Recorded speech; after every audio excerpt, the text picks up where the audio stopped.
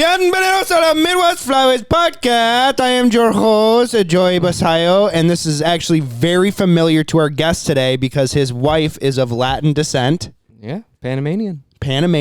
His name is Nick Johnson. Say hello to everybody. Hey, thank you very much for having me on the podcast. Bienvenidos. Bienvenidos. I know what that means. It means welcome. Mm-hmm. Thank you. Mm-hmm. Yay! All right. Spanish one up here in the house. No, Nick, you've been gone in Canada. You've been on the podcast several times. Many times. And probably 11 times. No, it's probably like 3. Yeah, probably. Excuse me. And dude, I've missed you. I haven't seen you at all this season. You've been up in Canada. And last season, yeah. I worked at Prairie Limits Outfitters in Saskatchewan for fall 22, spring 23, and fall 23. And you just mashed them up. Yeah, it was a great experience working up there. I'm not going back. You're not? No. Why is that? Because I just had a baby 8 days ago, and we're going to start.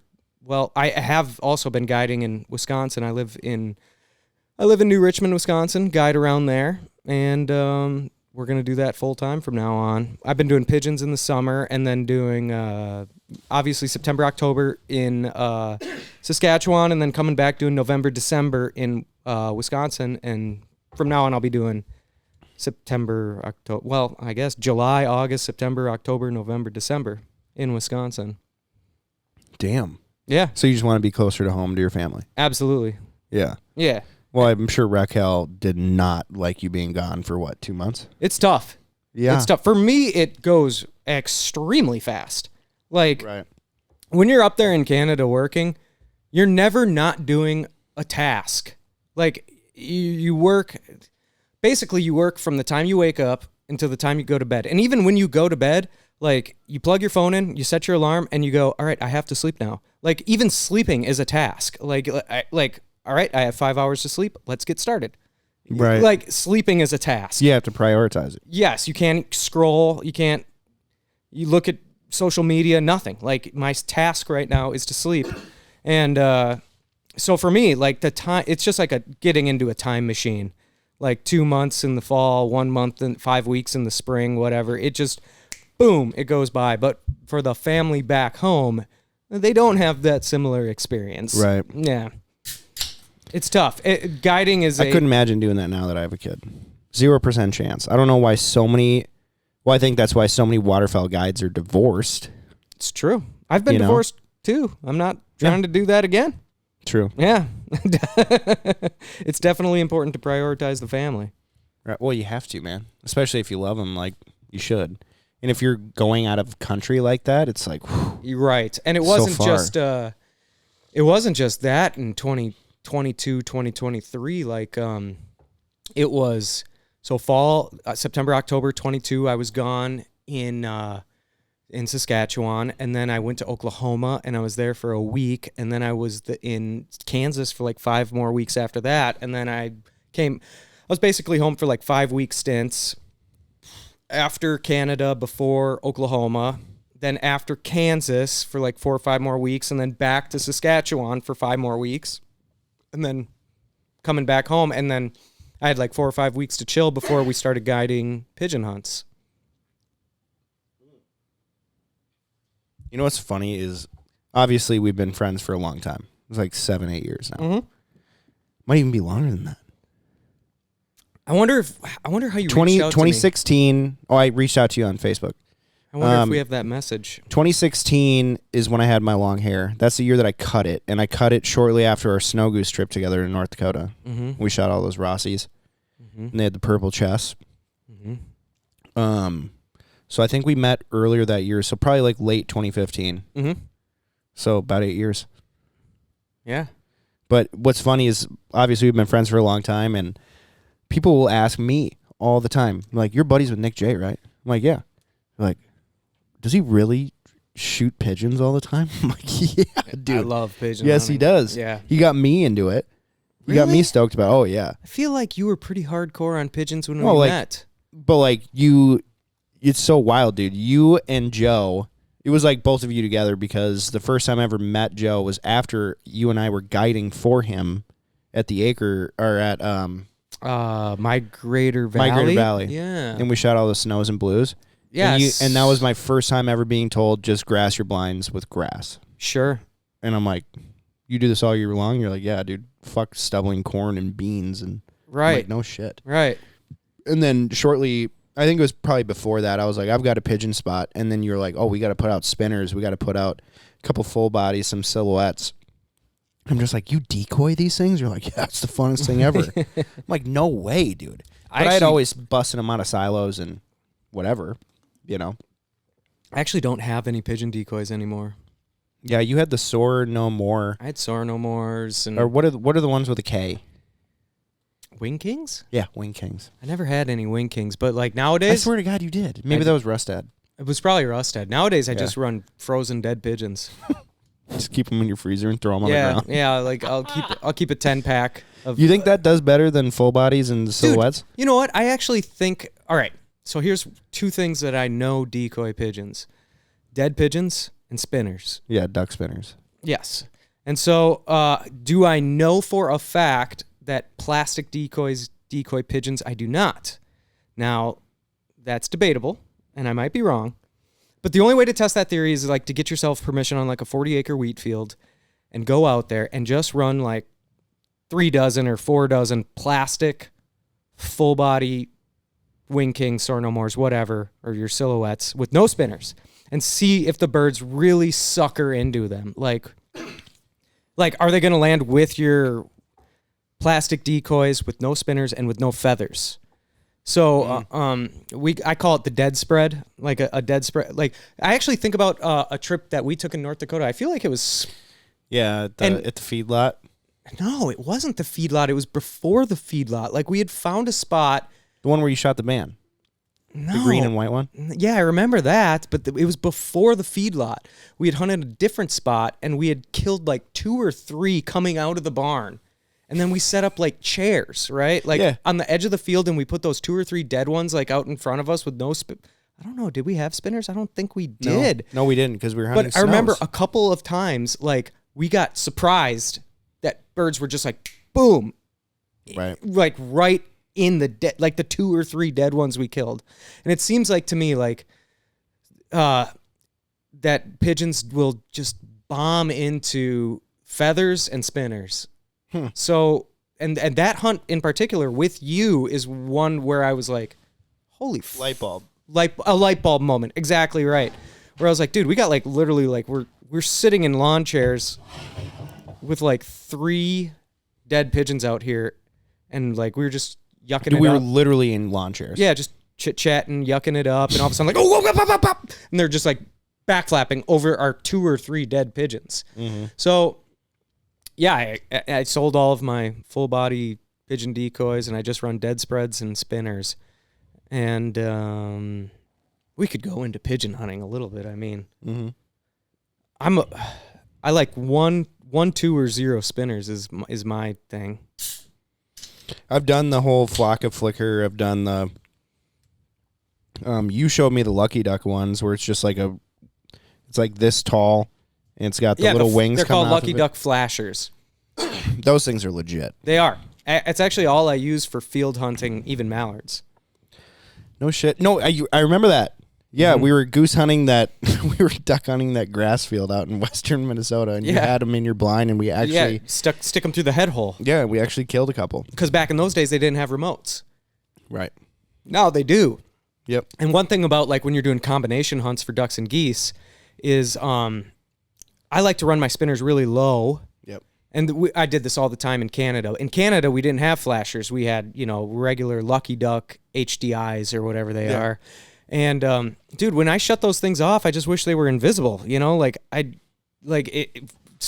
click them off, and the wings sometimes they stick up with the white. I know they got the new one. They work really well. Yeah, I'm sure they do. Yeah, where the black wings are always down. They also flock the. That's a great idea too. Because I used to always take and I still to this day will paint the one side of my spinner wings black and the other side white, just maximum flash. Yeah. And so I just wish when I shut those things off, I wish they would just bury themselves. Like just don't be in my spread when I'm trying to work geese. Well, when you have geese coming, you have a a lucky duck 10 feet in the air on a pole. It's like, it doesn't look realistic. Like, I kind of wish that wasn't there. Yeah. And that's what I like about the lucky duck flashers is they're brown, they're really small, and when you shut them off, they pretty much are. And as long as the wings stop, even if then, I don't. Even then, if the white's showing up, at least it's not this weird looking decoy that's sitting out there. Doesn't matter. Not most of the time. It matters to me. Right. Like, I just kind of wish they were invisible, and the lucky duck flashers kind of are. And touching on that, what I've noticed over the years of duck hunting, everyone has like the same height poles. Right. When they're in a field, especially. Mm-hmm. It's 4 feet off the ground. Yeah. And they always like almost point the duck forward, or it's just straight up and down. Mm-hmm. And the new Lucky Duck HXDI, or it's XHDI. I think it's XHDI. I think you're right. It's like they changed the entire body of the spinner. Mm-hmm. So it's actually like leaning backwards more. Because if you watch a duck landing, it's like throwing its back out and backpedaling. Sure. You know, it's not like this and like falling forward. And so I'll just like go and just fix the spinners and just like kind of angle the pole backwards so it looks like it's coming in and like it matters. You know, all they're really keying in on is the white spinning. They're the flash. But it bothers me. Hey, Carter. Yep. I got a question for you. When you hunted with Bob up at Okemuk Outfitters, he run that like just flasher that he's got on a pole? No. Okay. Nope. He showed me that at Game Fair. He's got like literally it's just one, it's like 3 feet long. It's just like, I mean, a board. Black on one side, white on the other, and it just it's just a flasher. It's a board? It's literally like, it's not two wings. It's like just one big wing on a road, like on a it's just a spinner. Yeah, it's just this big. It just creates a massive flash. He's like, what do you think of that? I'm like, I think it'd probably work. Yeah. No, but the other thing that I've noticed is everyone just has that same height pole, and I like to vary the height in the decoys. So you'll have, you have that T-post on the Lucky Duck, and then you just put the stake in, put that in the ground, and then the next one has 2 extensions, and it's like further back, so it's kind of like a elevated, like a AT&T bar. Yeah, Dude, I have a love-hate with hunting mallards in fields. It is so much fun when they're fresh, and it is so goddamn frustrating when they are stale. Like, especially when you get big wads of mallards, like you get the 1,000 eyes on you, the 100 plus, yep. And they'll come and they lock up like they have never seen anything so good in their life, and they bomb. You get like 100, 150 ducks. They're bombing in, and then they do that like 40-yard peel out, yep. And you get like the 3 or the 4 that are like just. Do you take the 4? I think because that the 150 that's going back around, guess what? Their next swing, their first one, they peeled out at 40. The second one, 45. Third one, 50. Yep. Fourth one, 55. And there probably isn't a fifth one. Like, if they're stale birds, it's just the most maddening goddamn thing. What's your advice on that? Just shoot the 4? Shoot the 4 or buck into the group at 40. Yeah. I mean, my thing is, I've played around with it quite a bit, and I noticed that when they're about to buck, you turn off the spinners. Every once in a while, it'll help. Kinda.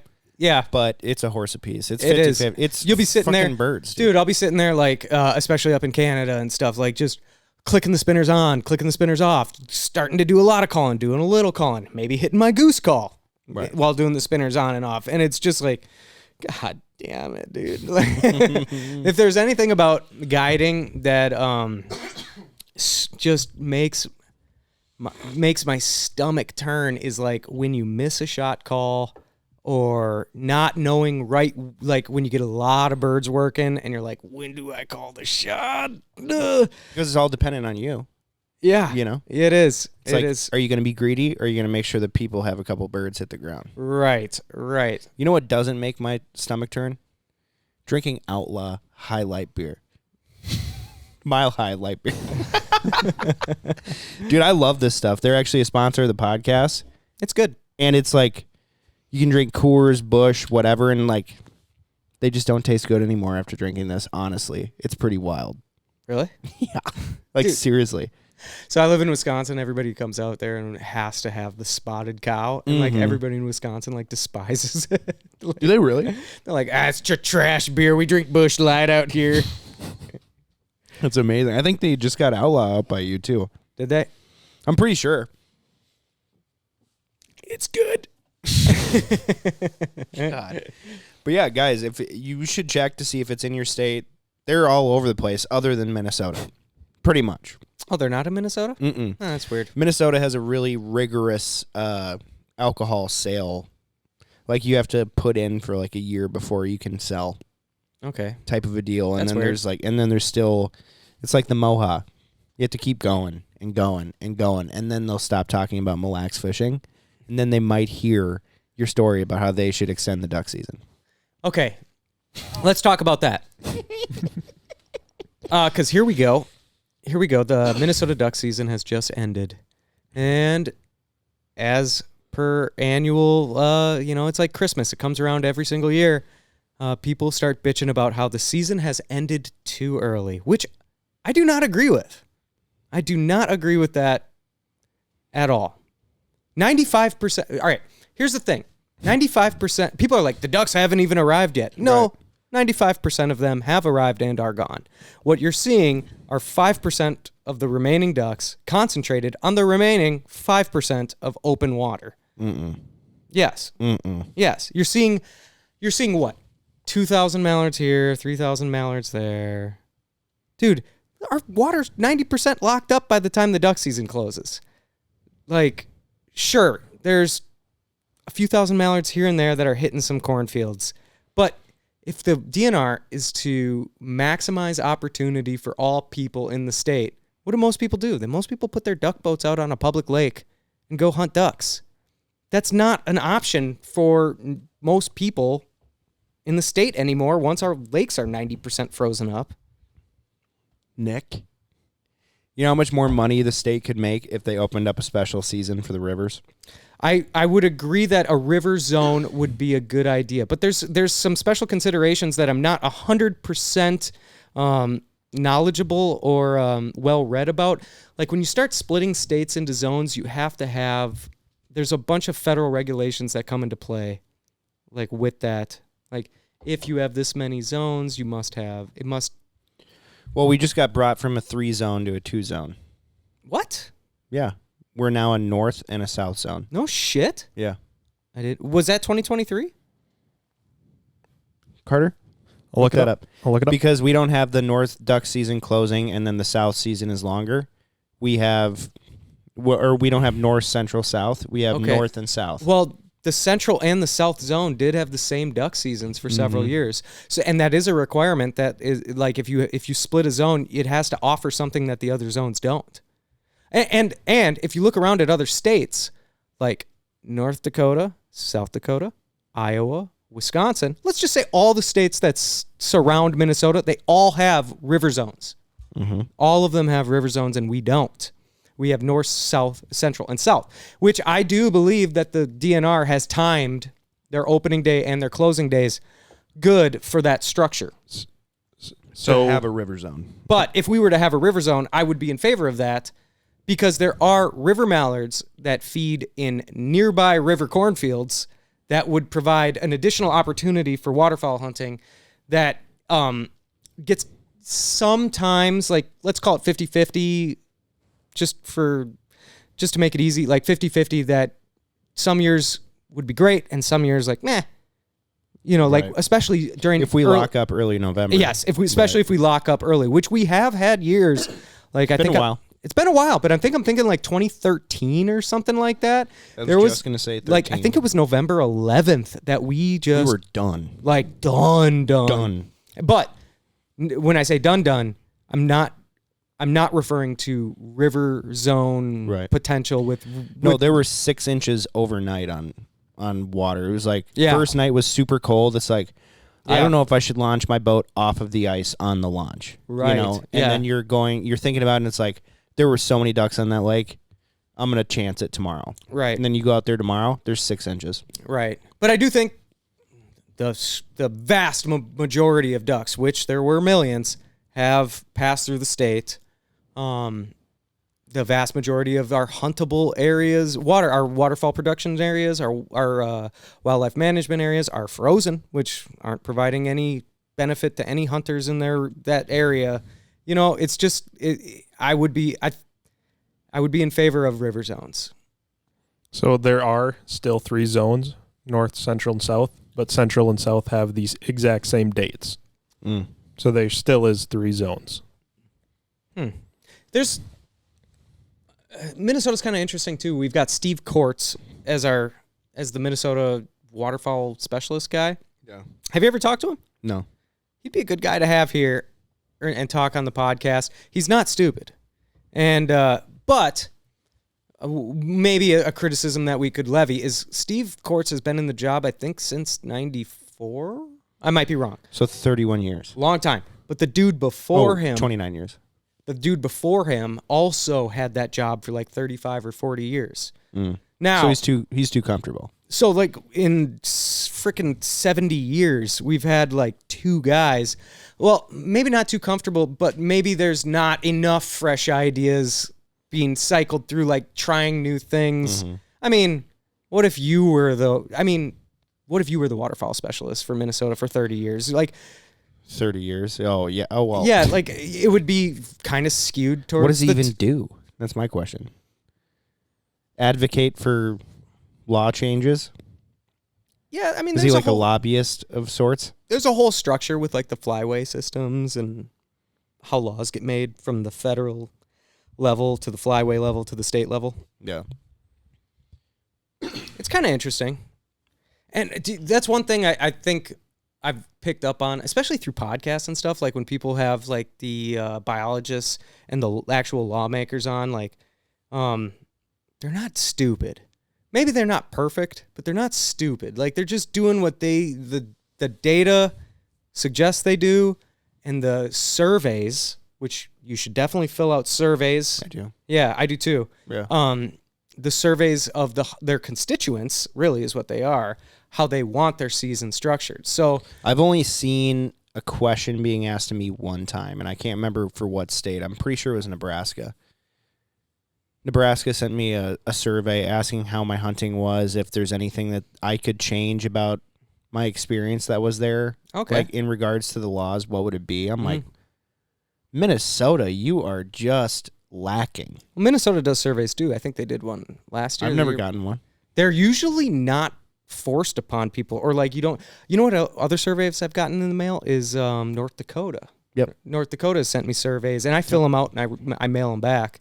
It's important, and it's important, like, if the Fish and Wildlife Service, all right, it's important to be honest on your HIP survey. It's important to be filling out all of the surveys they sent you. If they, one time I hunted Michigan, and they sent me a survey about that, and but I was confused. I didn't know if the survey, they wanted me to make a hunting diary. And I didn't know, I emailed them. I was like, is this a diary for my hunt in Michigan? Or is this a diary for my hunt throughout the year in all the states? And they said, this is just for Michigan, which I had hunted Michigan 2 days. I was like, oh, easy enough. Boop, boop, boop, boop. Sent it back to them. But like, as hunters, if you want different laws, then just pay attention to that sort of thing. You know, like there's surveys out there that states do almost every year. Wisconsin, I've filled out the Wisconsin one twice, and both times got an email back from Taylor Finger, he's the Steve Kortz of Wisconsin. I know that name. Yeah. And he would and I would have some criticisms and some things I'd write. Like, I wish it was this way. And he would email me back and be like, here's why it's not this way. I'm like, touche. Makes sense. Yeah. So I know one thing, like for Wisconsin, that I put down was like, I want a sandhill crane season out there, and I want a higher goose limit because it's 3 in Wisconsin, but it's 5 in early season. 5 in early season, 3 in regular season. But he comes back, and you know, when it comes to Wisconsin waterfowling, a lot of it's based on the east side of Wisconsin, which they get that MVP population of geese, and the Arctic or subarctic. Split it up into zones. Yeah. But also, how hard is that? Also, they can't split things up into zones. Like, you only get an opportunity to do that like once every 5 years. You can change your zones. That's when you can lobby for it. Yeah. So what the feds don't want too is they don't want states changing their laws all willy frickin' nilly like crazy like every year. Because then it's confusing. Yeah. And the data is like garbage. Like if we just have 1 year of data, it's like okay. Well, yeah, you got to do 3 to 5. Yes, just like exactly. our teal season that we just concluded. Right, and when they do experimental seasons, they usually do like 3 years, like you said. Like the teal season just concluded. Now they can go back and look at the data of it and say. So now I wonder if we're going to get a survey on how we thought the teal season went. I think maybe that would be interesting. Do you remember that Minnesota had an August goose season for 3 years? The harvest season. Yes, and it actually went into September too, where you could shoot 10 geese. It started on August 10th. I believe we started before North Dakota for 3 years. Yeah, I did that the last year they had it, and the first time I ever did that, I hunted it over in Chaska. My buddy had permission on a field. Pretty sure Chaska was not in that zone. I'm pretty sure it was. Definitely wasn't. What was the zone? The zone went from. Let me look up where Chaska is really quick. I'm gonna look it up, and then we're gonna confirm that you're a criminal. It's east of Norwood, allegedly. Norwood, Young America. Okay, it probably wasn't in that zone. What? You serious? We got checked that day too. Oh, maybe it wasn't Chaska then. Actually, it might have been because fuck what? It might have been in that zone. It might have been. It was. It might have been. Because Chaska's right on 212. And I think maybe north of 212 and then south of 94 was the zone. I can't remember. It might not have been Chaska. I just remember feeling weird hunting in Chaska. I guided a hunt on August 10th one year. That's so wild. One time, me and Joe and Phil and Mike Benjamin went out. Who else was there? God, it's just 4 or 5 of us, and we killed like 36 or 38 geese or something like that. It was like in August or something. It was like, this is cool. That's a lot of birds. Right. Holy crap. Chaska was in the zone. All right, what was the zone? Was it 212 to 94? North of 212 and then west of 94. I was right. Damn. What years was that?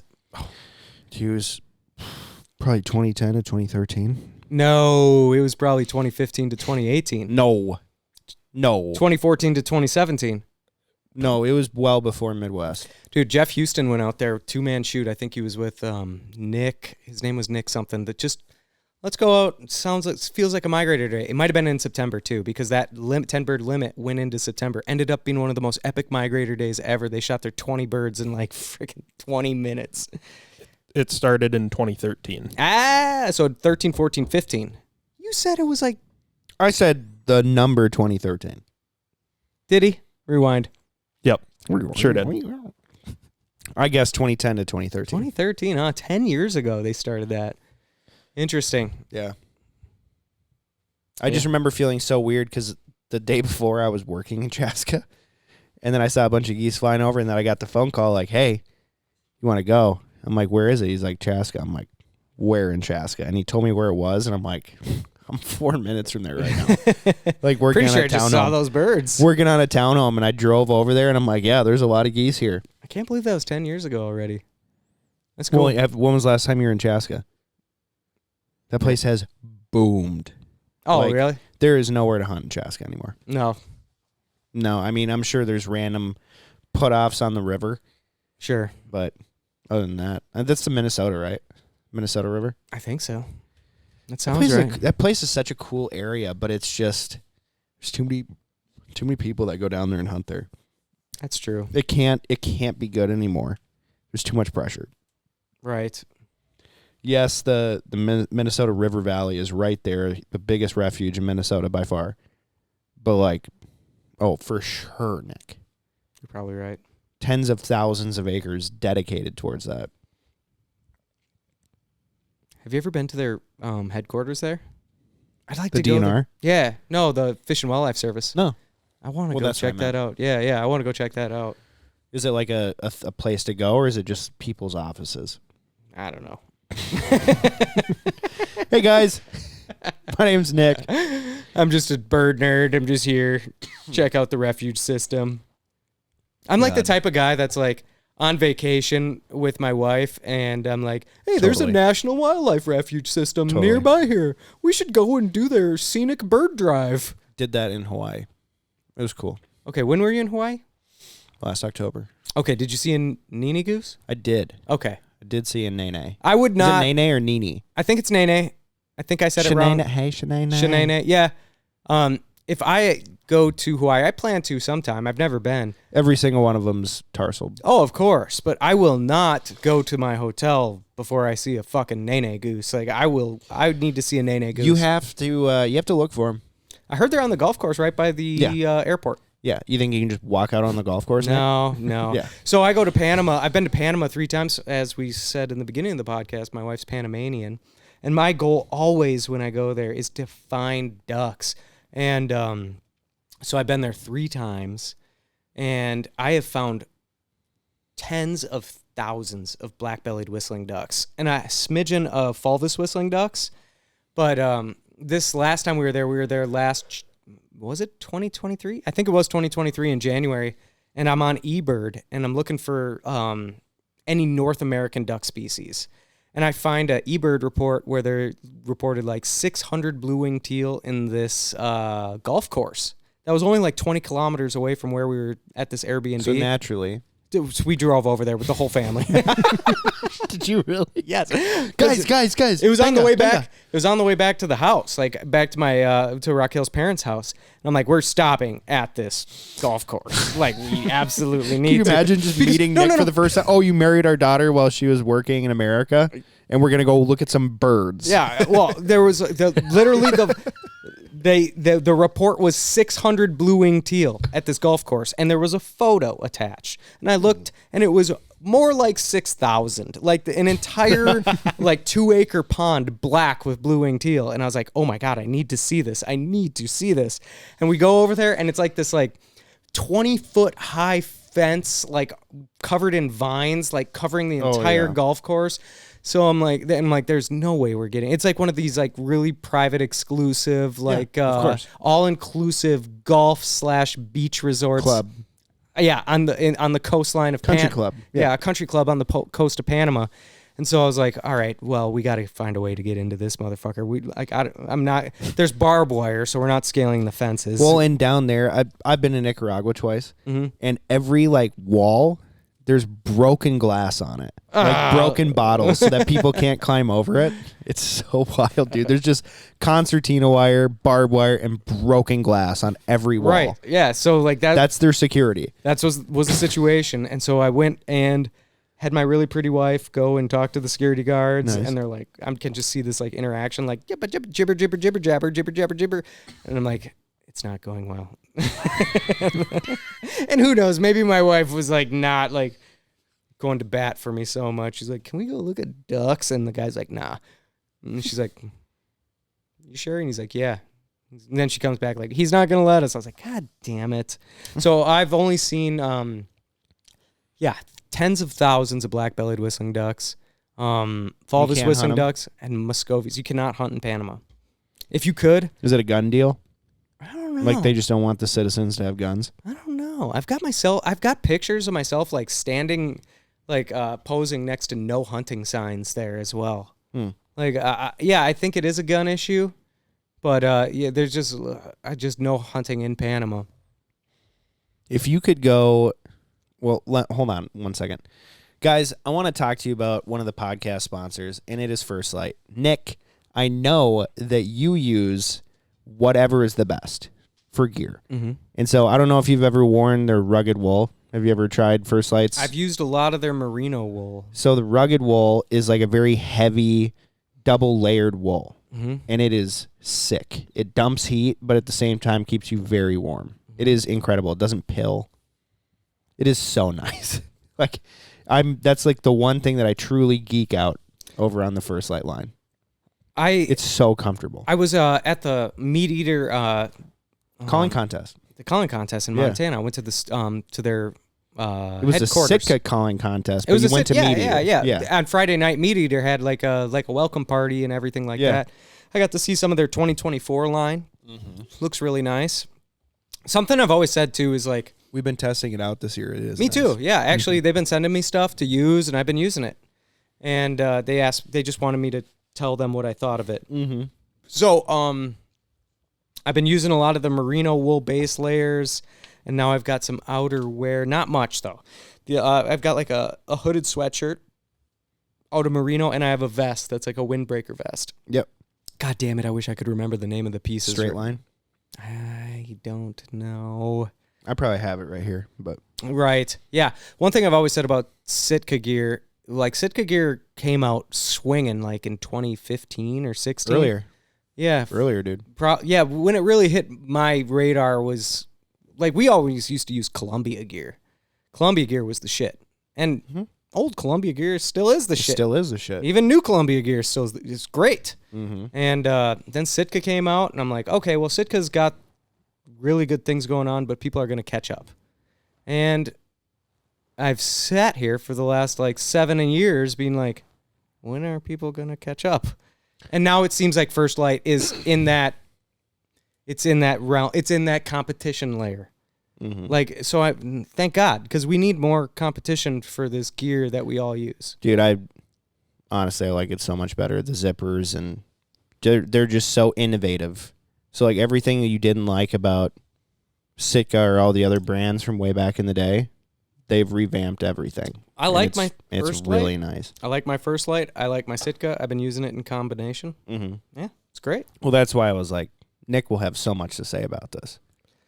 Yeah, I don't have. The merino stuff has caused a couple breakouts on my neck, and I don't know if that's weather related or the wool related. I've got some my neck is sensitive really ass skin. My neck is super sensitive. Same. And so it doesn't matter what the material, if it's rubbing against my neck, it will cause an issue. Yeah, and same with the Sitka too. Like, cause one combination I like to wear for Let's Talk Sitka is like, I'll do a core lightweight hoodie, then a Traverse zip tee over the top of that, then a Dakota hoodie over the top of, or Dakota vest over the top of that, and then a Dakota hoodie. So I'm talking zipper on zipper on zipper on zipper on zipper, right? Going up my neck. That kind of will fuck with me too. Right. Anyway, so if you could go to, like, I don't know how much you've hunted out of the country. I know you've gone to Mexico. You've obviously gone to Canada. Mexico and Canada, yeah. I think anything that's connected to the United States is kind of the United States. So if you could go, it's America. If you could go anywhere, like overseas, or maybe it's down to Panama, right? Right. But like far enough away where you could consider it out of the country, where would you go? Oh, I would really like to explore the European flyway for geese. Right, like pinkfoots and gray legs. Pinkfoots, gray legs, bean geese, bean geese, barnacle geese. Yep. They have so many. So here's one crazy statistic. What is it? The Netherlands, which goose hunting is illegal in. You can do it by permit. Don't quote me on this stuff. The Netherlands winters between 4 to 5 million geese. Jeez. Of all these different species that we're talking about, including Canada geese. Naturally. And Egyptian geese, and all sorts of species of geese. So we got 4 to 5 million geese in the Netherlands. The Netherlands is 20% the size of Minnesota. Holy shit. Right. So holy shit. Yeah. Dude, that's so many birds per square mile. Right. And like if the Netherlands had this problem that started coming up with like taking people's guns away, and then all of a sudden the populations get out of control. With geese doing crop depredation. Right. So they had this really genius idea, like I think it was in the early 2000s or something like that, where they had they said, okay, well, we got all this crop depredation. All of these geese a lot of them are Arctic breeding geese. Well, we've seen this in North America too, with Arctic breeding geese. What's happening to their populations? They're going bad. They're exploding. Oh, they're exploding. Sorry. Ross geese, snow geese. I was thinking of duskies. Specklebelly geese. All the Arctic breeders are just fucking exploding. They have Arctic breeding geese over there too. That's all the geese that we just were talking about. So they're coming down by the millions and wintering in the Netherlands. And I mean, imagine 5 million geese in an area like the bottom half of Minnesota. Like the farmers there are having huge problems. The government was paying out huge payments to these farmers for all this depredation, Insurance, yeah. insurance and all that. And so they're like, we got this genius fucking idea. We're going to set aside all this land and we're going to turn it into this lush grassland to attract geese away from farmers' crops. And so when they did that, what they did was they basically doubled the acreage in the Netherlands for good goose habitat. And so what happened? The population just continues to explode. And like, yeah, they're on the it's pulling geese away from the farmland, but the population is exploding in general. And if you look at the goose hunting scene in Europe, it's like us in the 70s. You know, it's just before goose hunting was what it is today. Yeah. So if some good follows on Instagram are like DKY, which is DKWAI. That's a big goose hunting company. Like it's almost like Max Prairie Wings of Denmark. I believe it's dkwai.de is their website. And they make their own lines of decoys, and they make blinds that are like the Power Hunter blind. Like they're just copying American stuff pretty much. Hunting Steph. It's like hunting _ Steph. She's great. She's one of the owners of DKY. But I think that's such an interesting and unique flyway. She's good looking too. Yeah, she's not bad looking. Wow. Well, they murder geese, dude. They do. Another good one to follow. Oh my God. Some of the highest volume wing shooting when it comes to geese is going to be southern Sweden. Yeah. And goose hunting Sweden, Christopher Hansen, he's another great follow. He's got a bunch of videos on YouTube that really make, like, people always say stuff like when they're talking about hunting abroad, like, I want to go hunt Canada geese in New Zealand. Mm-hmm. Dude, Sweden puts New Zealand to fucking shame. That's so crazy. That's so crazy, dude. So you would go there? I would go there, and there's other countries there too, like that you don't hear get mentioned. I'm just gonna pull open my map really quick. So there's this country just on the north side of Poland. It's called, dude, service in your basement. Is it good? Kaliningrad. Oh yeah. Kaliningrad is another country. It's actually part of Russia. Yeah. It's a Russian country, but it's on the coastline, sandwiched in between Lithuania and Poland. That country is basically just straight farms and marsh, and that's on that flyway. Norway is another country that I'd love to goose hunt on. If you could get up to Svalbard would be fun to hunt. Svalbard is I believe in the Arctic Circle, and that's where a lot of the Arctic breeding geese are breeding in that flyway over there. Iceland would be fun to hunt too. That's more the western side of Iceland. Those Canada geese come down to our eastern shore. As far as I know, the large Canada geese that breed in, did I say Iceland? Yeah, I said Iceland. Greenland. If you're talking about Greenland, like there's geese, Canada geese that nest on the west side. They're the farthest nesting farthest north nesting giant Canada geese on Earth.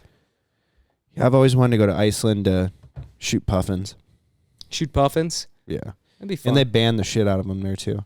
You ever see Gordon Ramsay's video where they net them? Yes. That's how they used to do it. Really? Yeah, like the big 30-foot nets, and they were like standing on the bottom of the cliffs, and they go, Yeah, that's how they've been doing it for years. That's pretty cool. Centuries. Yeah. So cool, dude. And I grew up eating puffin cereal because all my family was gluten-free, lactose-free, grain-free. You are a fucking hippie. I'm a hippie, dude. And not by choice. But now if I get a chance, buying the Fruity Pebbles. You know what I mean? No, but I grew up with puffins on the box, and I was like, what is that bird? It looks like a toucan, but it's a shorter bill. I'm pretty sure it is a toucan. I think you're thinking of Toucan Sam. No, a puffin. They, like, on the box, they had, like, a different colored beak than anything else I'd ever seen. It looked like a mini toucan. So I'm like, huh. So I looked it up, and it, like, they are out of control in Iceland. I'd also like to hunt Ross snows and specklebellies in Mexico. I'd like to do that. I didn't realize they went that far. Yeah, Durango, Mexico. Which, if you Google Durango, Mexico, that's pretty deep. Is it? Yeah, but if you pull up eBird and start looking at GPS? like bird reports around Durango, there's fuck tons of geese down there. Yeah, that'd be. I think that'd be really interesting. How hot is it down there when they're there? Shit, I don't know. Can't be cold. I mean, the times I've hunted Mexico in the winter, like I've been there in February twice. It was like 55, 60 in the morning, 75 in the afternoon. It's pretty warm. Yeah, it's warm in the afternoon, but it's like sweater weather in the morning, especially if there's a wind. How nice. I know. Here's what I like to say to people that want to do destination hunts that are achievable. If you want to shoot geese, go north, Canada. Canada is your destination for geese. If you want to shoot white-cheeked geese, go to Manitoba. Manitoba, early October, mid-October. You're going to find a mix of Canadas and a mix of cackling geese. That's going to just be fantastic for you. If you want to shoot a mixed species, like mixed bag of geese, like snows, specks, Ross, cackling geese mostly, some Canadas, go to Saskatchewan. That's your best bet for mixed bag. And if you want to shoot ducks, go south. Go to Mexico. Mexico is the spot for ducks. You're talking about consistency. Yeah, and if you want to shoot a lot of them, like if you want to shoot a lot of geese, go to Canada because the limits are high. Your opportunity is good. And if you want to shoot a lot of ducks, go to Mexico. That's your options. But I'd like to shoot geese in Mexico. That climate, the environment, the margaritas, the tacos. I like that, dude. I like that a lot. Dude, speaking of that, seriously, I'm sure I've told you this before, but the fact that you and Joe, when you were doing Foul Family, and you dressed up as a giant whatever you Chili were. pepper. Is a giant chili pepper, and you put hot sauce in your eye or something like that. No. You snorted hot sauce. No. We just ate it on chips. Dude, that was honestly the funniest thing. Like your reaction, you were trying so hard. You were trying so hard to keep it together, but you were so obviously in so much pain. Dude, I puked. I never back down from a hot sauce or a hot pepper challenge, dude. To my own detriment. Somebody is always like, I grew these ghost peppers in my garden. I'm like, God damn it. I have to do it. Give me one. Give me one. Didn't even offer it to you. No, Fine. Yeah. What do you mean? Dude, I only have so many. Fine, give it to me. Dude, I put a quarter of one of these in a gallon batch of salsa, and it's super spicy. Give me one. Shut the fuck up. Shut the fuck up and give me one.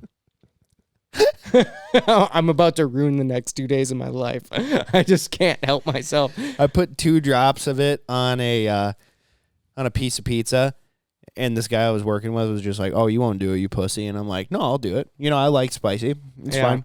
He's like, "I don't think you're gonna like it." I'm like, "Cool." So then eat it, like he put it on like the very end of the triangle, and it's like put it in my mouth. I'm like, "Wow, it's actually tastes like really good." About 15 seconds later, I'm like, "Oh no, no, I've never felt this before." Like my eyeballs were sweating, my eyeballs were bad. And then he's like, "You have to drink milk. You have to drink milk." I'm like, "Oh my God!" And I'm just like literally pouring it all over me. Like I was panicking, dude. The only time I've ever vomited is on that video. From hot? Yeah, from a hot spicy. Were you drinking though? I feel like you would have been drinking beers. No, I just showed up at the garage. We put on these suits, and Joe had a script written out for us. It's very professional. It's very professional. So we had this. God, what is that video called? We gotta reference this.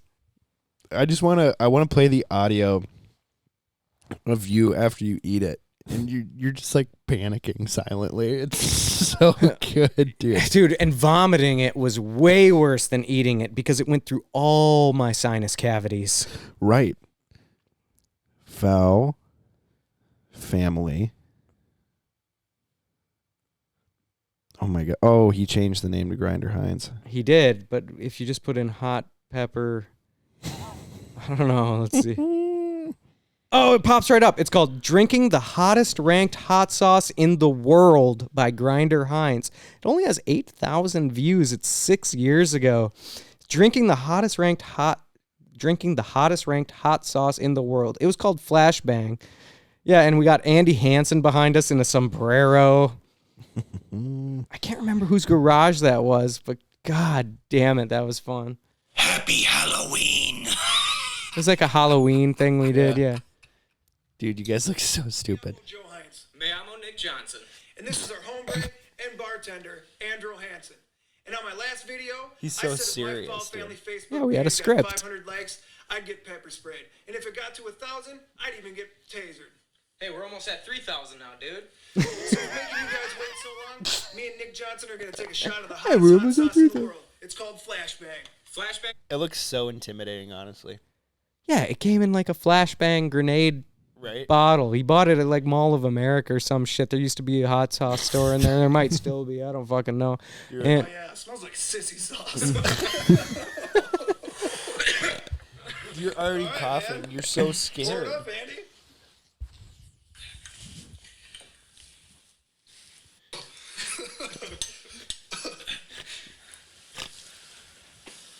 Well, You put it in a Cheers, damn bud. shot glass, dude. yeah, we did at first. The second time we do it, we do it on a chip.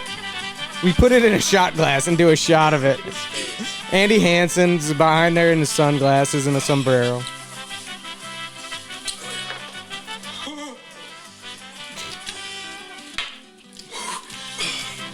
It was like macing ourselves.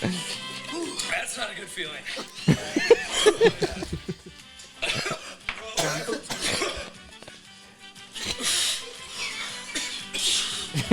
It's getting worse.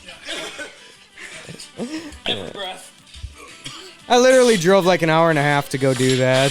It's under my tongue. It's going down my throat. Bro, you're just talking the entire time. The more oxygen you put in your mouth, the worse. You're like, Yeah. I don't feel good. Yeah, and I just uncontrollably just like projectile vomited. Holy shit, dude. It was awesome. I met you, hung out a couple times, went hunting a couple times. You're like, oh yeah, we make YouTube videos. I'm like, oh really cool. And I watched that. I'm like, oh my god. I'm like, what the fuck is like when you guys pepper sprayed Joe doing his Yeah. goose calling routine? Yeah, That's hilarious. Yeah, he wanted to do shit like that. Like back in the day, like he wanted to do like jackass style stunts. Yeah. That were waterfall related, and he wanted me to do it to him, and I was like, yes. Yes. He's Yes, like, I will. Nick, will you pepper spray me while I blow my goose call? And I was like, Happily. yes, I would love to, Joe. This is awesome. You know, you were kind of a dick to me last week. I would love to pepper spray you Yeah, in the yeah, face. yeah. I didn't appreciate how you didn't like my idea for how to set that hunt up. Oh my god. Holy shit. Okay. So in 2 months straight, right? In Canada, Yeah. what do you feel like made you a better hunter this year? Like what you learned from either the locals or Ben Webster? Okay, so Because I'm sure you picked up some new shit. 100% when I arrived at Prairie Limits Outfitters, there is a crew up there. Jack Donner, Dylan Graves, Josh Wright, Ben Webster, and every single one of those guys are so fucking good at hunting. It blew my mind. Really? I just really tried to be a sponge, like, of just trying to absorb information from these guys. They are all so fucking good. When it comes to, like, everybody's got their strengths. For example, Jack Donner, who he works at Big Kansas with Ben. You will never find a guy that can do a hide like Jack. And if you were helping Jack set up a hunt, you knew you were getting up a half hour early or 45 minutes earlier than you had to get that hide perfect. I learned so much from Jack about hides and work ethic. Dylan, Fantastic all-around hunter. But one thing about Dylan is the clients fucking love him. He's so personable. And he's so personable and fun to be around. Ben has the knowledge of, he's the best scouter I've ever met in my life. And he knows like where to hunt, when to hunt, what birds to hunt, what birds not to hunt. If you hunt these birds, hunt them this way. If you just follow, if he sets you up on a hunt and you follow his advice, things are going to go good. And then you got Josh. Josh is one of the most aggressive, one of the best goose callers you'll ever meet. And he's so methodical about setting up his spreads.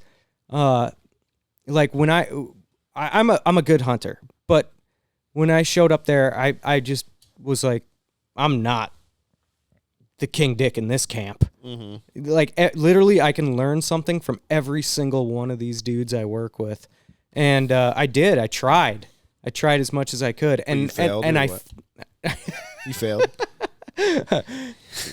Yeah. Yeah. I failed hard. And I take some of those, I take all those lessons back to like what I've been doing in Wisconsin and stuff. It's like, fuck, man, I learned so much from those guys. What's like the one that really stands out? Oh, dude, like literally just pieces from everybody that I just described. The crew up there was Give me one. Give me one that is like, I'm for sure doing this in Wisconsin. The hiding thing. So what? It's Give me some details. Just Nick. going above and beyond. Like if you find a field that has the birds, a lot of birds, and it has no hide, you have not found a hunt. You keep moving. You know what I mean? Like those birds, sure, there's a lot of geese here. Good for them. If you can't hide from them, how the fuck are you going to kill them? Mm-hmm. You know, like what are we going to do? Take a bunch of clients out to this field to watch birds flare all day and have a shitty hunt? You know, it's like, okay, learn to pick and choose. And then when you're hunting, I had to learn a little bit more about like decoys and what's going to work and when the conditions aren't perfect. Because I'm used to hunting smaller groups. Let's just say before I went there, used to hunting smaller groups of guys with high quality decoys. You know, 2 to 4 guys, DSDs. Shit's gonna go right. What are you gonna do when you got 8 guys and your options are, you know, Dakotas and silhouettes? How do we make this work? Like what's working on a particular day versus not a particular day? You know, like, so there's that. How do we? Okay, I'm obsessed with games within a game, right? So I'm a big band hunter. Right. Band hunting is a game within a game. Yep. It's a game within the game of hunting. And I would say what the last couple of years of full-time guiding has really given me a new passion for a game within a game is the game within a game when you're guiding is how do I get these clients their fucking birds? That's the game. That's the game within a game. Like everything, like when you're in Canada, you can't have a gun. And so even like, I don't shoot on my Wisconsin hunts either now. Like if you're shooting or if you're taking videos, whatever it is, you're not watching birds fall. And every bird that falls, I want to recover. That's a game within the game. You know, like if a bird is sailing off to the right, I've got to get a perfect mark on him, and I got to know, is he sitting there or is he tucking his head and running? Mm-hmm. If he's tucking his head and running, we got a problem. We got to deal with it. You know, like, because I want to get those, I got to get those clients their birds. That's one of their birds. And in Canada, you can't shoot the cripple for him. You can't. No. And as long as a bird can't fly, I can get it by running. Right. Yeah, I can run faster than every single waterfowl bird out there. Not by much. But I've been outran. I can gain on them. Speaking of being outran, Carter was dumb enough to challenge me to a race in Canada. Thought he could, quote unquote, smoke me. Mm-hmm. Where'd you guys go in Canada? We were in Sask. How was it? It was unreal. It's cool. Just absolutely beat the shit out of the snows, Yeah. which is fun. And so, like, Cal and I were kind of salivating, like, we want to shoot some ducks, dude. Let's go find a public water spot and There's not go much shoot public some up ducks. there. But we did find some. Nice. And we did kill birds on it. Nice. It was fun. It was also snowing at the Cool. beginning of October. So, but anyway, back to the foot race? Quabby Kauda. Thought he could beat me in a race. Do you think in a million years Carter could beat me in a race? No. Thank you. Yeah. Yeah. And he goes, "No, you false started. That's He why did. you won." He did. There's video evidence that I did not false start. Where's the video? Cal has it on his phone. He's not here. No evidence. Oh my god. He cheated. I would have won if he didn't cheat. Then we did it again. Beat him again. A lot closer when he didn't cheat, though. Give Carter another year in the gym. He'll beat you. Yeah. Sure, dude. Yeah. Give you another year of me having kids and you working your ass off. Let's see if you could beat me. I'll still smoke you. Nah. I'll whoop that flat ass you got, bruh. So how about you? Any lessons that you could take from the 2023 season? Dude, I've learned some messed up stuff. Okay. Messed up. I have just really been reading birds this year. And not for the good, if that makes sense. Like, this year is probably one of the worst in the last 12. Really? It's been bad. Yeah. It's been rough. And, like, I would attribute to some of it to me having kids, you know, having a daughter. And then we have a son coming in February. But, like, having a young child and then your wife being pregnant doesn't really allow for a whole lot of free time to go out and scout. You know? And so what I did this year is I built a pontoon blind and put it on a pond that is historically very, very good. And it's not a roost. It's not the place they want to be. It's a transition pond. So it's perfect. You know, it's like you show up right around sunrise, set your decoys. By the time you're done setting your decoys, birds are starting to fly. They're done feeding and they're on their way to feeding. They stop at the pond, then they go feed, then they come back after feeding, and then they go back to the roost. Sure. It's a really cool spot. And this year there was some flooded corn nearby, and not a single bird gave a fuck. Like, they didn't care. Because they would leave the roost, fly over the pond. I could call at them. I could put out massive amounts of decoys. Like 3 dozen DSD floaters. And 4 dozen duck floaters and pulsators and spinners, no spinners, jerk rig. Didn't matter. And what it taught me was I knew which birds were going to do it. Right. You know, like, we still killed birds on it, but it wasn't like years past. Like, I've been hunting it for 8 years, and this is the worst year by far. And we had a good hide, you know, because the pontoon blind was brushing before it blew across the pond. But no, it's just I've just been really watching the wing beats, you know, just because, okay, none of the birds today are probably going to do it. And then in that one flock, you notice that one wingtip kind of do something different. You're like, I'm going to hit him now. And then they do it. It's like, ooh, right. Okay. Right. And then you go hunt a different area that's not as pressured, whatever. You see that same wing beat on that one in the flock, and then it drags everything else in the flock. It's like, okay. Right. Okay. It's just like more trial and error on bird watching. Bird watching. And when and how to call. Yep. And that's a super For ducks mainly. ducks, and it's also for geese too, but it's just it's a good something you pick up on over the years is just reading birds. And it's definitely true that some of the best goose killers I know are not the best goose callers, but they are very, very, very good at reading birds. And to somebody who's listening and being like, well, how do I get good at reading birds? I'm not the best goose caller. It's just trial and error. It's a lot of years, man. It's a lot of years, and just trying to figure it out, like, when do I call, when do I not call, what kind of sounds do I make? I always default to when somebody was looking for, like, advice on how to read birds and how to call at birds, always just start slow and realistic. Whatever you can do, bare minimum, they can see you, they can hear you. Give them the least amount of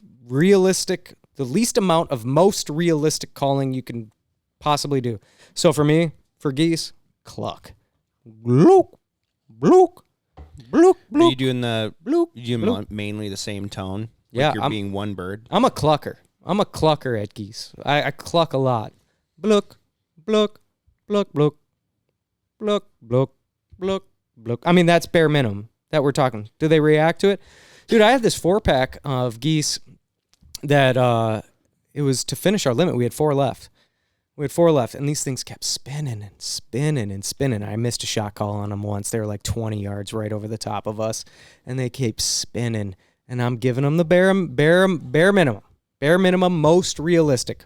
Blook, blook, blook, blook, blook, blook. And they're calling back, bark, bark, bark, bark. And then I just am reading them. They spin around, and I realize like I gotta step this up. Mm-hmm. And then what I ended up doing, I spun them their last time. It's probably literally like their 8th time. And I'm just like pluck, pluck, pluck, pluck, pluck, pluck, pluck, pluck, pluck, pluck, pluck, just repetitive clucks. And I had to do that all the way till their feet touched the ground, which I hadn't had to do that day, but I had to do it on that flock. And it's just, just an experience thing. Yeah.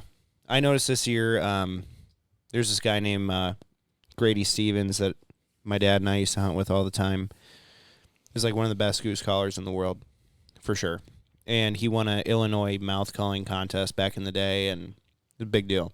Mm-hmm. Grew up hunting with Tim Grounds, and Simon Carlson still hunts with him once or twice a year. And Grady is like insane on a goose call, dude. But when Simon hunts with him, he does one note the entire time. It's like a, but he does it at the right time. Mm-hmm. And he has the perfect tone Yep. with that. Yep. And he does it like in variable speeds and whatever. Simon explained it to me one time, and Yep. it's just like, huh. And so I thought about that the other day when I was getting my ass kicked. I was just like, I'm just going to hit one cluck. Mm-hmm. And then one like changes flight pattern a little bit. And I waited for him to kind of leave. And then I did it again. And he took a wide turn. And then he kept coming and kept coming. And then I could tell I needed to go faster because he was starting to like lose interest again. Yeah. And then started doing it more and more. And then I messed up a note because it was like, it's like a weird buzzy cluck. And like your hand pressure, your back pressure has to be like perfect for it. And I messed one up and he just like turned like away. I'm like, oh shit. I just stopped calling him like he's done. And then 10 minutes later, guarantee you it's the same goose. Comes out of nowhere and does the same exact note that I was doing. Yeah, it gives you So that I did second one chance. and he just maple leafed all the way down. I just did one. Yeah. Maple leafed all the way down, killed him, toenails touching the water. I'm Yeah. like, okay. Default to realism. I mean, if realism doesn't work 4 times, then start getting out. I think some people just try to push it too far, too fast, Yeah.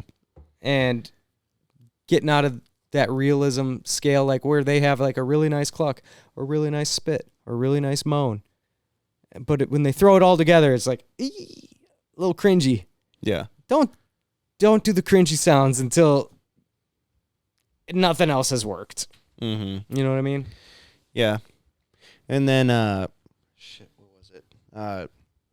I know you're not like the biggest duck hunter, like you don't target them, but in a couple of spots that I hunt pretty regularly, especially by myself, ducks will just come out of nowhere.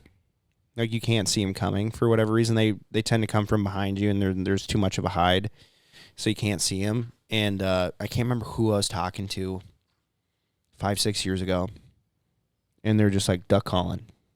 I'm like, why are you just duck calling? You seeing birds? And he's like, no. He's like, I'm trolling. I'm like, Trolling what do you mean, for ducks. What do you mean you're trolling? He's like, I'm just putting sounds out there because I can't see them coming. Right. And, you know, if they're flying even remotely by, they'll hear me.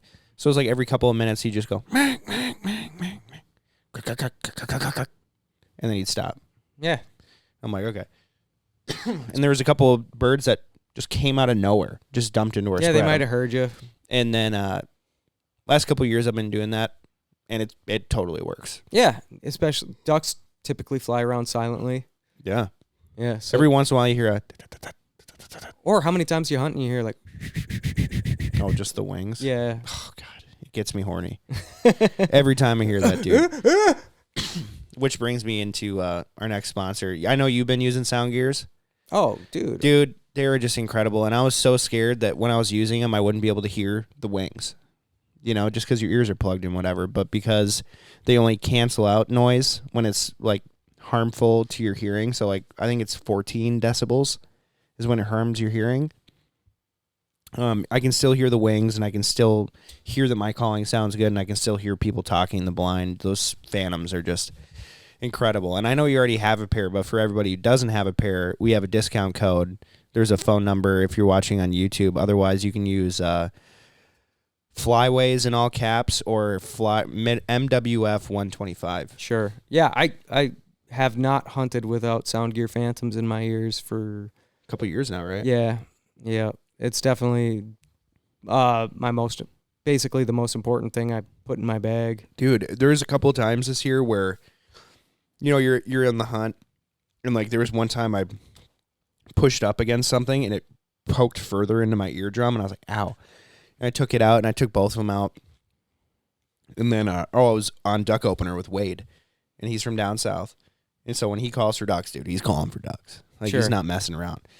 And he starts calling ducks. I'm like, oh my God, dude. That was so loud. It hurt my ears so bad. And I was thinking, like, the amount of years that I wasn't hunting with this, and that didn't hurt my ears.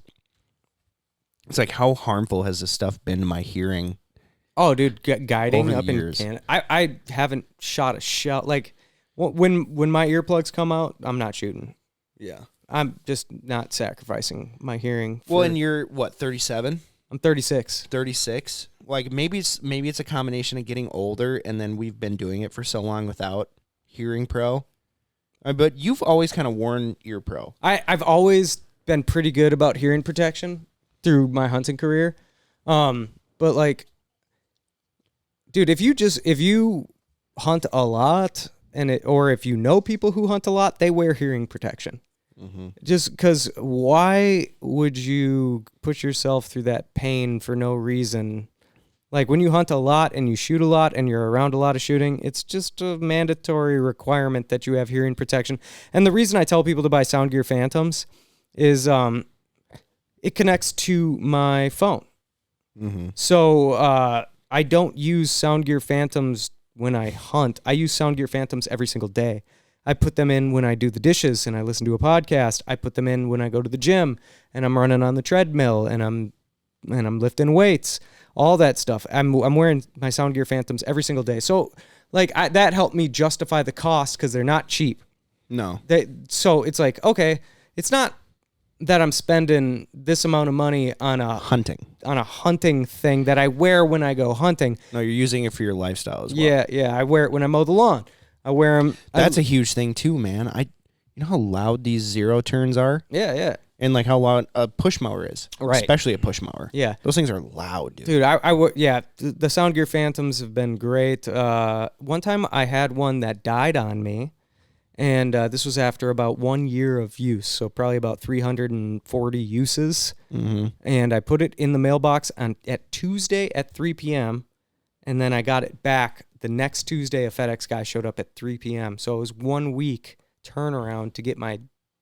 Yeah, the customer service is fantastic. And they're out of Minnesota too, which is pretty cool. The product is necessary. It's the best investment you can make for hunting. Like, yeah, I've been on the SoundGear train for a long time. They're pretty sick.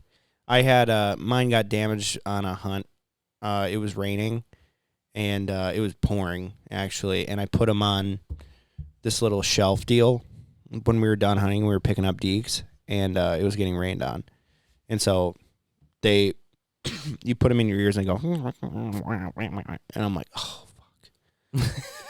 These are $1,500, you know. I just trashed these. Come on. And I was talking to our SoundGear rep, and he's like, dude, bring them in after Game Fair. We're out of Eden Prairie. So I was working in Eden Prairie. I dropped him off there. He's like, we'll have them to you within a couple of weeks. Got a phone call the next day. Done. And they were fixed. Nice. And they sent them to my house. It was ridiculous. I'm like, damn. Like Carter, they did an update on theirs where they don't turn on by themselves. And Carter's like, can you send him mine? And so I brought him in there, and he had them in 3 days. less than that. I think it was 1 or 2. It's ridiculous, dude. Like the customer service is like on top of their stuff. Yeah, it's something you just need. I don't know. I literally haven't hunted without. I put them in my ear. I put them in my head. And here's what. I've been a big SoundGear advocate for a couple of years, and there's 2 questions I always get. Number 1, are they comfortable? And number 2, can you hear yourself calling? Number 1, let's deal with the comfort issue. Are they comfortable? Not like not having earplugs in. That's the most comfortable. Like, but are they tolerable? 100%. And they're molded to your ear. They're molded to your ear. But like, yeah, it's not great having a chunk of plastic in your head. Dude, and I have worn these things literally from sunrise to sunset hunts. Right. You know what I mean? And the batteries don't die. And can you hear yourself calling? Not as good as without earplugs. But like, dude, what am I gonna do? Not wear earplugs? No, what I've always told people is if you have been calling for a while and you are confident in what you're doing, it will take you one hunt. Yeah. To like you can hear yourself. To feel it. You can hear yourself just fine. Are they comfortable? I don't know. They don't feel like I don't get my bell rung. Yeah, I don't. You know, it's comfortable not having freaking ringing ears after a hunt. That's what's comfortable. Right. Like, are they the most perfect things you've ever put in your freaking are the most perfect plastic chunks you've ever shoved into the sides of your heads? No. But what's your other option to not wear them? I've found that if I don't wear them for months and then I put them in, it's weird. But if I'm wearing them 4 times a week, 3 times a week, I don't even notice that they're in there. Okay, so they say tinnitus, which is the constant ringing in your ears, they say that is not curable, right? Right. Okay, but before I got SoundGears, I was getting tinnitus in Morse code. So what I mean by that is sometimes my ears would have tinnitus and they'd be like, dee dee dee dee dee dee dee dee dee dee dee. It'd sound like Morse code, right? I don't get that anymore. So I probably got him at the right time. I honestly feel like my tinnitus is better now because I like literally am like so strict about not hunting, or I'm so strict about my use of them. So when I hunt, I always I always wear a lot of headgear, right? So like I've got my hat, I've got a face mask. I always wear a face mask. Mm-hmm. Then I'll have a hood. I'll have a hood above that. And there's so many times I like put my face mask on, put my hood up, put my calls on, get everything ready, and then I'm like, son of a bitch, I forgot to put my SoundGears in. I have to take all that stuff off and put my SoundGears in, but I don't hunt without them. 100% I do not hunt without them. Whether it's for 35-minute hunt or for a 12-hour hunt, I don't hunt without them. Yeah. So real quick, when you were in Canada, obviously when you have clients in the field, you can't shoot. Mm-hmm. How many times did you go out, like by yourself or with the other guides, like when there was no clients? Like how many times did you pull the trigger in Canada? 0. 0 for all fall 22, spring 23. Is that fall because 23. you guys were so booked, or you just neaded a break when you needed a break? Because kind of. Well, no, it's we would have the opportunity to hunt, but when you're there, you're working, and your obligation while you're there is to provide the clients with the best hunting absolutely possible during their hunt. So for me, that means being well rested and being in the tip-top shape that I possibly can be for the clients that are coming in next. So you treat it like an athlete. So if I had an opportunity to either fun hunt or catch up on rest, I would catch up on rest. I never even purchased a hunting license while I was there. No shit. Yeah, it wasn't even a thought in my mind that I'm going hunting. I'm here for one reason, and the reason is to do my job and to take the clients hunting. It's not a glory grab for me. I'm just trying to do the best job I can for the clients and to help the team.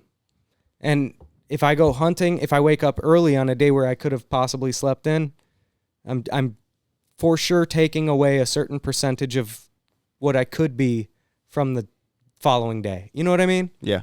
Yeah, so you just treat it like a job. That's exactly how I feel. Going to all these outfitters and taking pictures, they always ask me, like, how do you not pick up a gun and shoot? It's a job. It's not for fun for us. Yeah. Yeah, I've got some guys. So my last hunt I ran last Saturday was a great hunt. Great hunt. And I had a helper out there with me who's not as experienced as a guide as me. And he was like, so we had 3 to 4 shot calls where we killed 0 birds. Yeah. And 3 to 4 shot calls where we killed 1. And he's like, dude, that was so painful. That was so painful to watch. He's like, how do you not want to shoot when that's going on? Just to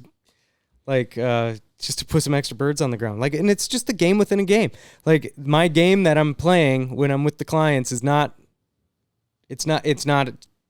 game is to get the clients their birds. You know, and the game isn't to get me my birds or to shoot, you know. So you find guiding is so much different than hunting. It's so much different than hunting. It's the game within a game. And some people will find that they are obsessed with hunting. They would love to make it their lifestyle or life, the way they make their living, their income source. And they find that they're not really that interested in guiding, and there's nothing wrong with that. If you want to be a hunter and you think like guiding is what you want to do with your life, and you try it, and it turns out like, because number 1, you're not shooting birds. Number 2, you're not hunting as much as you otherwise would. Like, especially for like somebody who gets a job like their first 1 or 2 years when they're a scout. Like, if you get a job at a big outfitter or something like that, a lot of times you're starting out, you know, you're in your teens or your early 20s. You're starting out as a scout. You're going out every day, scouting birds, putting miles on your truck, finding these good feeds, and then the experienced guide, you know, that's in their late 20s, early 30s, that's been with the company for 5 or 6 years, they're the ones running the hunt. And then you only get to hunt on that Sunday that's the turnover day. And it's like, you can hunt if you want to. Well, you're hunting once a week? You're hunting 1 time a week? Well, shit, back home you were hunting 4 times a week with your normal job. You know what I mean? So it's like... Right, with your friends. With your friends, you're hunting, and then not only are you like that day, that turnover day where you get to actually go and load a shotgun and go hunting, well, anytime a single or a pair or a 3-pack comes in... You're not shooting. So like you can only shoot into the flocks. You can only hunt 1 time a week. You're putting in this monumental effort where you're scouting every single day, and you're helping people set up their hunts every single day, and you're not getting to hunt as much as you otherwise would. That's you got, if you don't love the game within a game, then it's just not for you, and there's nothing wrong with that. Right. No, because we've obviously been asked many times to guide. Sure. You know, like, why don't you guide? Why don't you do this? And I have guided quite a bit. Yeah. And it's really fun for me 1 to 10 days. Right. Outside of that, I get burned out, dude, because it's a literal job. Like you said, you have to dedicate all of your time. And once you realize how much time it takes to really be successful consistently, it's all day. Yes. You're always brushing a blind. You're always scouting. You are always setting a spread. You are always doing something the night before. And by the time you realize what time it is, it's like, oh, shit, I need to get 5 hours of sleep. Oh, man. And it's this. The stress is monumental. Like, well, it's like people are paying really good money. Like, if you're working at a really good outfitter, people are paying $350 to $1,000 a day. Right. And it's like, whoa. Okay, I need to really make this a thing. And then it's not about you anymore. Right. And so that's the tough part. And so, like, I've really enjoyed guiding. I've always loved putting people on their first birds and just, like, showing them a really good hunt and just being like, no, hey, just trust me. Let's do what I want to do, and we'll kill birds. Because the first 3 to 4 years in Midwest Flyways, I was taking like 35 to 50 people out a year for their first duck hunt. Because all my friends are like, Joe, you're not drinking anymore. You're not partying with us. Like, what's going on? And it's like, I'm duck hunting every like 4 days, like every 2 days, every 3 days. Like, I don't have time for that. And it was so much fun watching people's eyes go like this. Can we shoot? Can we shoot? Like, I love that. You know, it's like, But I really liked it with my friends, where it's like, I want you to understand why I'm so passionate about this, and like how it's so much more than just like shooting a bird. All right. You know, it's like, this is tradition, this is heritage, this is hundreds of years, especially in the Americas. It's like, this is how a lot of people got their food. Yeah. And it's just like that feeling of birds backpedaling in your decoy is just like, whoa. I love that, dude. I do too. You know? And so like when I was down at Stewart Ranch, Oklahoma, that was a fucking job. It is. That was a job, dude. And like, yeah, you can go scouting, but it was different. They had 33,000 acres of private land, and you can't just like drive on the road and just be like, oh, they're in that cattle pond. Oh, they're in that cattle pond. No, you have to go through gates. You have to open and close gates. You have to understand the property. And it was tough. Like, it was not easy. And I hated not, if it was my day to scout, I hated saying I didn't find something. Oh, that's and the so it's worst. Like, you feel like a failure. You feel like a piece of shit. And like if Prairie Limits Outfitters, you got 3 groups of guys going out every single day. Dude, if we shot 70 birds, but your guys came back to the camp and they found out the other 2 groups shot 91 and 108 and you were the low group of the day, they don't want to go with you tomorrow. Yeah, it's like, God damn it. And dude, like when you're guiding, I want every fucking bird to decoy. I want so bad. I want them to come in so bad.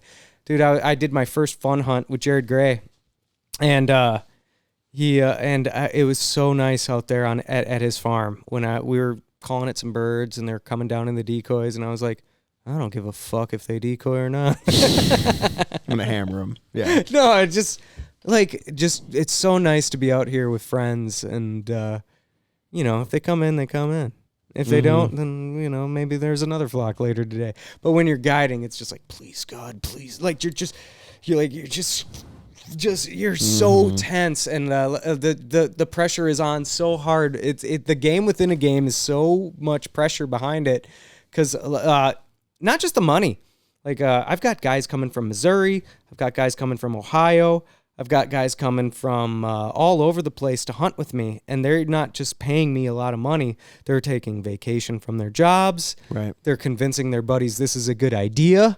Like this one guy, he's like, we should go hunt with Nick Johnson in Wisconsin, and he's like, oh yeah, well, now he's vouched for me pretty much. Yeah. And it's just, there's the pressure. You got to entertain them. You got to show them a good time. Yeah. You got to do your absolute best to Right. make it worth their money. Right. And It's a lot of pressure.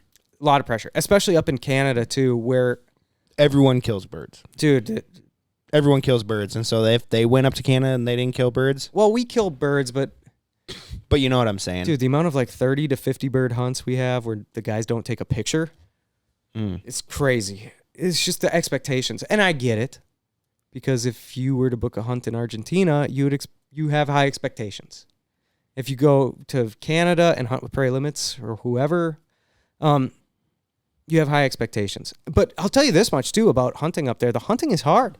The hunting is not like, give me hunts every time you go out there. It's the reason that you can go on Instagram and Facebook or whatever and look up a lot of these Canadian outfitters, and they have these ginormous piles day after day after day. It's not because the hunting is super, super, super easy. Dude, these guys that work up there are fucking professionals, and they are very good at what they do. Not just at Prairie Limits. There's a lot of good outfitters up there, and those guides deserve a lot of credit. They really, really do. Like, sure, sometimes it's easy to have a massive, crazy big pile hunt up there, but it's just as easy to have a dog shit hunt up there too. Well, yeah. It's hunting. It's hunting, bro. It's hunting. Yeah. It's hunting. Even if you go to Canada, even if you go to Argentina, the work has to be put in. And sometimes, like, maybe guys are just like, like have these expectations of Canada, but if you are going with a reputable guide up there, you're getting some good guides. Good guides. What's like the average person paying? I think a 3-day trip up at Prairie Limits was $3,400 Per person? for 3 days, 5 hunts. Oh, wow. Yeah, so you hunt Morning, morning and afternoon for the first. That's a really good deal, honestly. Yeah, and meals and lodging. Yeah. No, that's a really good deal. Well, I mean, but if you take that to What, like ducks in the morning, geese in the afternoon, or vice versa? vice versa, usually. Yeah, Usually, because you can't shoot geese in the afternoon. Right? yeah, to like October 14th or 15th. Yeah. Dark geese, that is. So we'll do like ducks in the morning, and then after like September 14th or 15th, when we start getting Ross geese and snow geese, then those guys are going out for like snows and Ross in the afternoon. And usually the best hunting, I honestly think, like if you go up there, book like as close as you can to September 1st. Like there won't be any snows or Ross, but man, the hunting's really, really, really For good. ducks, you're saying they're Ducks just and darks, stupid. yeah, and they're all fresh. They're all juvies. I like that. I like that time period the best. You might be a little bored in the afternoon, but you don't run into those stale birds. You know what I mean? When we were up there, what I thought was really interesting. So we were there, Carter. What were the dates on that? First week October, like 5th through 7th or something. Yeah. I think we were there the 3rd through the 7th. Something like that. Yeah. And I just never heard of ducks being like weary in a field. So like they get stale. Plugged the snow geese. 143 the first day, 111 the second day, and then we shot like 50 some darks the third day. Mm-hmm. I mean, it was stupid. Like I was like, whoa. Like we were just like laughing. Like it's one of those things where you're like, at the end of the day, you're like, holy shit, we shot 143 snow geese today. Yeah. Like it's just it all happens so fast that like you're kind of in shock, and then 2 hours after the hunt, you're like, whoa. After you're done, like as you're cleaning all of them, it's like, whoa. Yeah. We've been here for 3.5 hours. It's like a pigeon hunt, except these are all geese. Right. And we were like, we had spinners out and shit, and ducks were like super weary. And the guy was like, yeah, they've been really weary of every time we Got another outlaw. oh yeah. Every time we hunt ducks out of a panel blind, they've been super weary. Right. And I'm like, I've never heard of that from Canada, so I don't know if that's Oh, yeah. Did you experience that this year? Oh, yeah. Really? Oh, yeah. Those ducks get stale as fuck up there, man. And then you get a full moon, and you get some fresh ducks. Dude, there was like...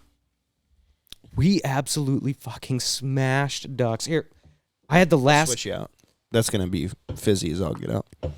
Let me look here. I had the last duck limit that we had for like 10 days.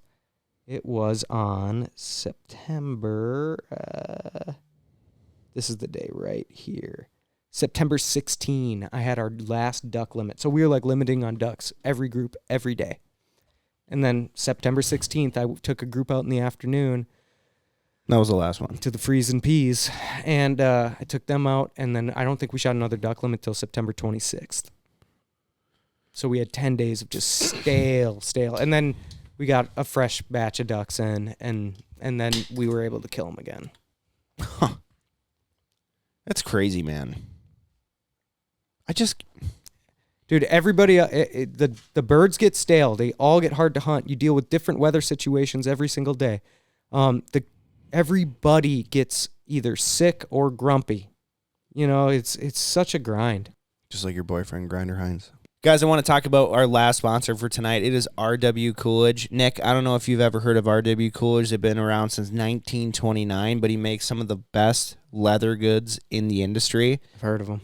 And so the leather straps that he makes for ducks, he's tested the crap out of the brass. He gets it from Mexico. The leather is incredible. Best brass is from Mexico. True. Yeah. True. God dang it. God dang it, Nick.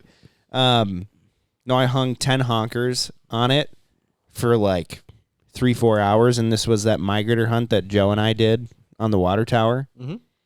And it was totally fine. I was like expecting it to come back and the strap had fallen. Because, I mean, I could barely carry that more than 100 yards because it was so damn heavy. And I let it hang on the nail, and it was fine until we cleaned the birds. All right. It was ridiculous. I believe you. So that's like my favorite thing. And then also they have great heavyweight hoodies, and then they have leather care stuff. I mean, Kevin has a bunch of really good stuff. I think a duck strap is like one of the most underappreciated tools. Oh, dude, I love it. Dude, until you know how many, all right, on a walkout hunt? Yes. Like if you have to walk out and then carry your birds out, guess how many large Canada geese I can carry 500 yards? 4. 2. 2. Dude, try carrying 4. You make it 250 before you drop 2 of them motherfuckers. Yeah. Yeah. Oh, that's true. It is. Yeah. You can carry 1 bird in each hand, dude, before, like, I'm talking like half a mile or more. Yeah. Yeah. Dude, a strap worth its weight in gold. It's true. And, like, honestly, man, like, there's a lot of straps out there, but there's just something about wider, thicker, good leather. More comfortable. It's just more comfortable on your shoulder, and there's just... And you can disconnect. You can keep your birds separated, your birds from other people's birds. Correct. It's an underappreciated tool for sure. It's a good practice to have a good strap for everybody. It just is. And there's just something special. Like when I was growing up, they had the straps where it's like the metal goes like this. Those aren't kinda terrible. Looks like a wiener and balls. Yeah. You know? Yeah, I know what you're talking. The wire, like, those aren't terrible. No, they're not terrible. But I just remember growing up and being too young to like shoot and whatever. And we'd kill birds and they'd send me out there into the water as the bird dog and Joey, get down. As you're in the middle of the spread, you know? Yeah. And you go out and grab the birds and they're like, put it on the straps. Put it on the straps, and you're just like looking around in the blind as like people are calling or whatever. They won't let you look out of the blind because your face is too white, you know, shit like that. So you just end up looking around the blind a lot because you're bored as a young kid. And I just remember staring at duck straps and just like seeing how cool it was where like all their heads are stacked on top of each other like that. Yeah. I've always had an appreciation for duck straps. Right. I don't know, because like, especially if you're on a water hunt, and like you've heard of the high and dry poles, or they're now called hella dry. They're these like marsh poles you stick in the water. Oh yeah. And they're amazing, dude. Because I hate having my ducks wet all day because when you go to breast them out, they look like shit for a picture at the end of the day, and then also it makes it tougher to get the feathers off and to split apart the fat on their breasts. Yeah. And it just feels disrespectful leaving them laying in water and shit too. So I love the straps. Yeah. One thing I've learned too about quality of meat is it starts the moment you pick up the bird. 100%. Yeah. If you want to eat good ducks and geese and you don't want them to taste like shit, that process starts the moment you pick it up. Totally. Yeah. Well, you know what they do in Arkansas, right? What's that? What they've been doing for a century or more is they hang them by the tail feathers. Yep. And when they fall, it means that they're ready. So they'll let them sit there for 3-4 days. Yeah. Hanging birds. Yeah, there's an art to that too. Yeah. And so it's like, So I've done it. It's like dry aging it. Yeah, essentially. Yeah, aging. As long as they're not gut shot, you're good to go. And if it is gut shot, Just you better lay that bird on its back. You can field dress and hang them too. True. Just rip out the entrails and hang Yeah. them. Yeah. Yeah, you can do that. You can. Yeah, it's not my favorite. You know how many times I've accidentally cut myself reaching in there? Yeah. You get like a bone spur or something from a pellet going in there. It's just like, ouch. You just have the scrape going up your hand. Yeah. It's happened to me so many times. Dude, I can talk about cleaning birds with that. Dude, Prairie Limits, we'd clean Bird 3 to 500 birds a day. 9 of us. So are you just a savage at it now? Yeah. God. Are you just like, I guess what's the most efficient way? Ripping them open by hand. You step on the wings and pull on the breastplate? No. Or on the neck, I mean? Anything that needed transport, legal transport back into the United States, we bird hitched. We had bird hitches that were mounted to the floor at the shop, and they'd be at like waist level. You pull the birds through them, cut one wing off with the shears. Every bird we individually tagged and bagged.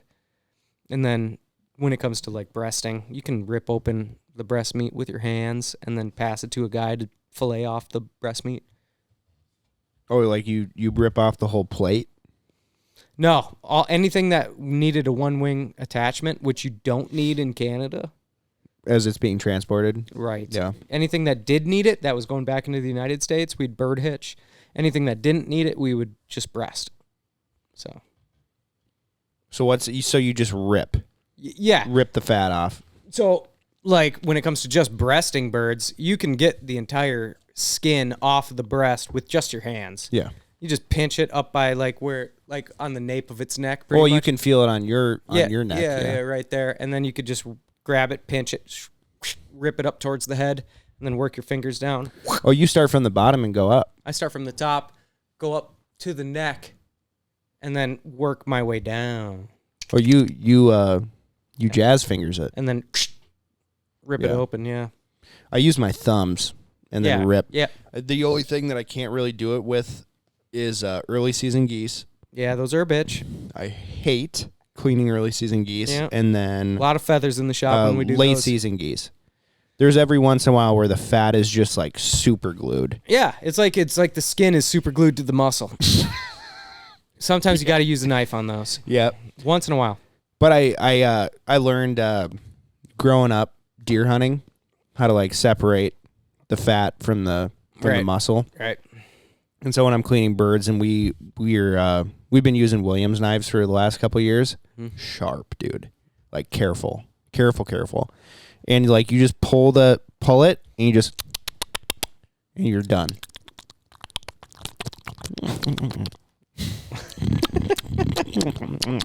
All right, I got to pee. Let's do a 10-minute Tuesday. All right. Thank you so much for coming on the podcast, Nick. People can find you on Instagram how? Nick_A_Johnson. If you guys want to book a hunt with me, you're going to find me on that. I do not have an Instagram. You don't have an Instagram anymore? Not for my hunting, not for my guided hunts. No. I just do everything Through your personal. through my personal. And if you want to get better at goose calling, check out the Goose Tech app, host of the Goose Tech app. If you want a nice goose call, I have designed one with Pacific Calls. I was totally going to ask you on that goose call, but we got too busy messing around. Check out the Nick Johnson Signature Series Pacific Goose Call. Check out the Goose Tech app. And if you want to go on a guided goose hunt in northwestern Wisconsin, check me out. And I tell you what, guys, I bought a goose calling lesson from Nick 8 years ago. Hey. And he taught me how to do a quick spit. And here we are. And here we are, Yeah. buddies. We don't see much of each other like we used to back in the day, but Nick knows how to teach goose calling and duck calling. And so I am forever grateful for that. And you have taught me so much in the field. The stuff that you like told me and then stuff that I just absorbed like a sponge. So I've learned so much from you. So if you get a guided hunt from Nick, it's not just for people who don't go hunting a whole lot. I have learned so much hunting with Nick. So I would suggest doing a guided goose hunt and just talk his ear off as to why he's doing what. Yeah. Come on out. Thanks for having me on. Anytime, dude. All right. Tomorrow it is. Hey, Nick, one more thing.